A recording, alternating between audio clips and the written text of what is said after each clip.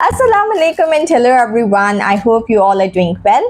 सो आज मैं जिस किताब का रिव्यू करने वाली हूँ, देख के बड़ों का तो मालूम नहीं लेकिन बच्चे इसको ज़रूर इंजॉय करने वाले हैं क्योंकि ये किताब लिखी ही बच्चों के लिए गई है। जी, मैं बात कर रही हूँ नील गेमन की किताब कोरलाइन की, जो कि हॉरर फिक्शन और डार्क फैंटेसी जॉनरा से बिलोंग करती है। कहानी कोरलाइन नाम की एक बच्ची के गिर्द रिवॉल्व करती है जो कि अपने पेरेंट्स के साथ एक नए घर में शिफ्ट होती है, और क्योंकि उसके पेरेंट्स के पास इतना ज़्यादा टाइम नहीं होता, वो ज़्यादातर मसरूफ़ रहते हैं, तो कोरलाइन अपने अकेलेपन और बोरियत को दूर करने के लिए उस घर को एक्सप्लोर करना शुरू करती है। एक दिन ऐसे ही घर को एक्सप्लोर करते करते उसकी नज़र एक दरवाजे पे पड़ती है। वो जैसे उस दरवाजे के पार जाती है तो एक अजीबोगरीब दुनिया में जा पहुंचती है। ये दुनिया बज़ाहिर तो देखने में उसी की दुनिया जैसी होती है, वही घर, वही दरवाजे, वही फर्नीचर, सब कुछ वैसे का वैसा ही होता है। इनफैक्ट उसके अम्मी अबू भी उसी घर में मौजूद होते हैं, जो खुद को उसके अदर मदर और अदर फादर कहते हैं, और इस घर में सब कुछ बहुत ज़्यादा खूबसूरत और मुकम्मल लग रहा होता है। लेकिन जल्द ही कोरलाइन को अंदाज़ा होता है कि ये सब जितना खूबसूरत और अच्छा नज़र आ रहा है उतना अच्छा है नहीं, खास करके इस घर में रहने वाले लोग जिनकी आंखों के बजाय बटन लगे हुए हैं। अब सवाल ये है कि क्या कोरलाइन अपनी असली दुनिया में वापस जा सकेगी?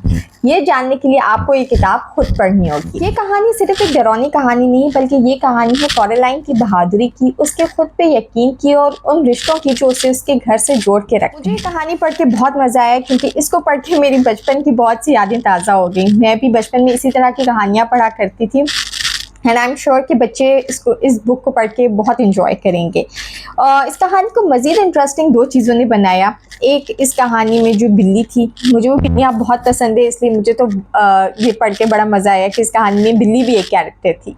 और दूसरी चीज़ जो मुझे पसंद आई वो थी इस कहानी में, इस किताब में इलस्ट्रेशंस जो कि क्रिस रिडल ने किए हैं।